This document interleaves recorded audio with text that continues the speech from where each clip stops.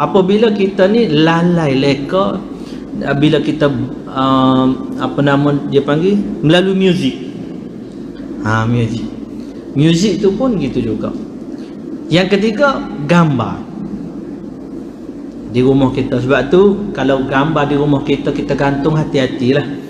Baca banyak-banyak. Nak masuk rumah kita baca bismillah, nak keluar rumah pun kita baca bismillah. Apa sahaja kita buat bismillah, supaya syaitan tak bertenggek kat gambar. Syaitan suka bertenggek kat gambar. Tuan-tuan, kalau tuan-tuan lalu kat kawasan Kuwait, tuan-tuan pasti rasa meremang.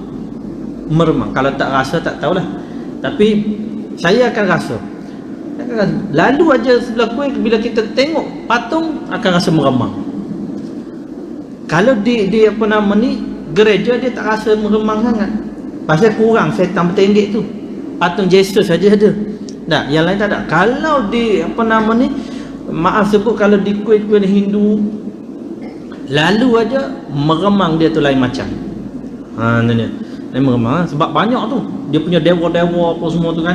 Tu dewa gunung hijau lah, dewa gunung biru lah, dewa lautan, dewa pemberi rezeki apa semua tu banyak kan. Yang perut buncit tu memang beri rezeki, sebab dia kena buncit juga supaya dia boleh bagi rezeki ke orang. Kalau dia kuruh kering, dia tak boleh bagi rezeki ke orang. Jadi banyak dewa-dewa apa semua tu memang mereka banyak menggunakan jin dan juga syaitan kawasan tu. Baik, melalui patung-patung dan juga gambar. Baik, lebih-lebih lagi kalau patung yang dia panggil tampak. Kalau gambar tak tampak, tak apa, mungkin boleh orang kata apa nama ni, okey lah sikit. Baik. Jadi itu antaranya. Yang ke berapa dah?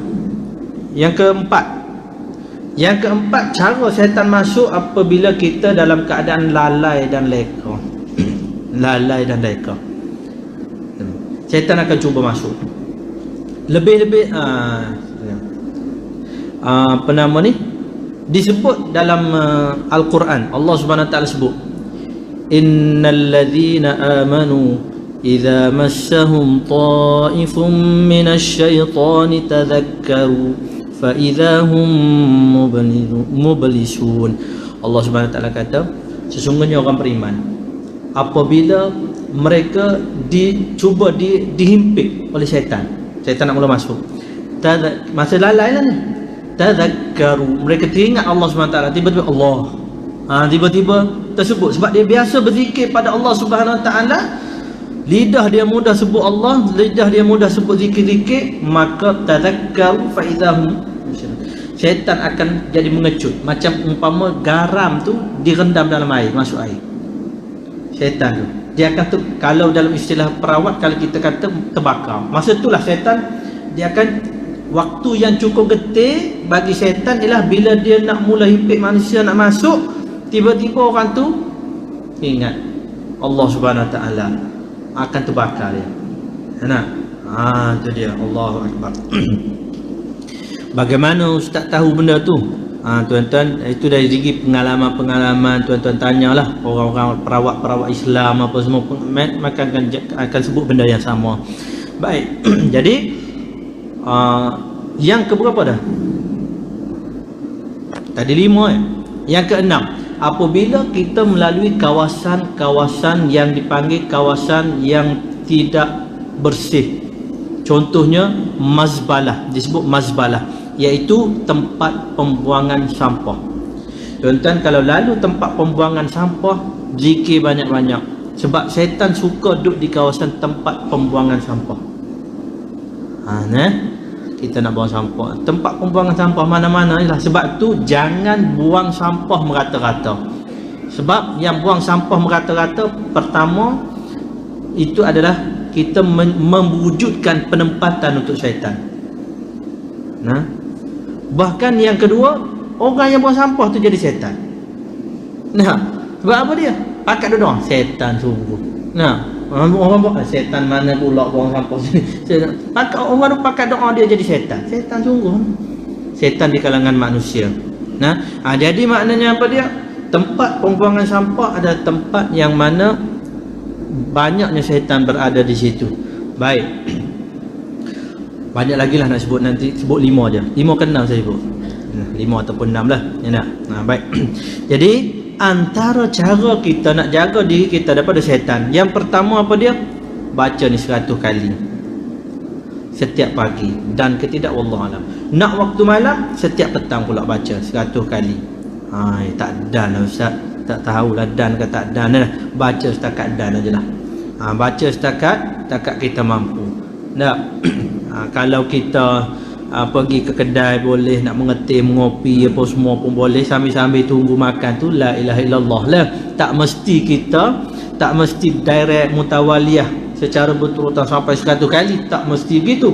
Yang penting kita baca sampai 100 kali setiap pagi, 100 kali setiap petang pula. Baik, kalau tak dapat kalaulah tak dapat untuk kalau lebih itu terbaik. Kalau tak dapat 100 kali, maklumlah, ya kan? Adakah kena tepat-tepat? Tak mesti tepat. Yang penting lebih 100 pun tak apa. Jangan pula tepat kat tak jadi ya. Tak payah. Teruskan bacaan. Tak ingat, baca lagi. Baik. Kalaulah kita mungkin tak mampu, amalkan 2 ni saja. Waktu pagi selepas subuh, la ilaha illallah wahdahu la syarikalah, baca ni 10 kali selepas solat subuh dan 10 kali selepas solat maghrib. Sekalipun Pak Imam tak baca, kita baca. Sebab kita tak wajib ikut Pak Imam. Kita boleh jadikan panduan bacaan. Imam baca begitu, kita pun ikut, boleh. Tapi tak wajib kita ikut Pak Imam. Kalau dia baca 3 je la ilaha illallah, jangan kita kata okey, sama malas dengan aku juga. Jangan. Kita teruskan bacaan sampai 10 kali. Ataupun kalau Pak Imam baca lebih dah memang 10 kali ni, kita berhenti 10 dah ni. Jangan berhenti tunggu Pak Imam habis baca, kita pun sama habis. Teruskan baca, tak ada masalah. Yang penting jangan kurang daripada 10. Kalau kurang daripada 10, tak dapatlah sebagaimana yang dijanjikan oleh Nabi, seumpama membebaskan 4 orang di kalangan keturunan Bani Ismail. Ada riwayat lain lagi lah. Walau bagaimanapun, kehebatan la ilaha illallah wahdahu la syarikalah, lahul mulku wa lahul hamdu wa huwa ala kulli syai'in qadir ni tidak dapat dinafikan. Antara kelebihannya apabila dibaca waktu pagi. Banyak lagi kelebihan dia, tapi kita tak bacalah sebab dia bukan kita nak bahaskan secara panjang lebar la ilaha illallah. Baik. Jadi boleh baca dia punya amalan la ilaha illallah.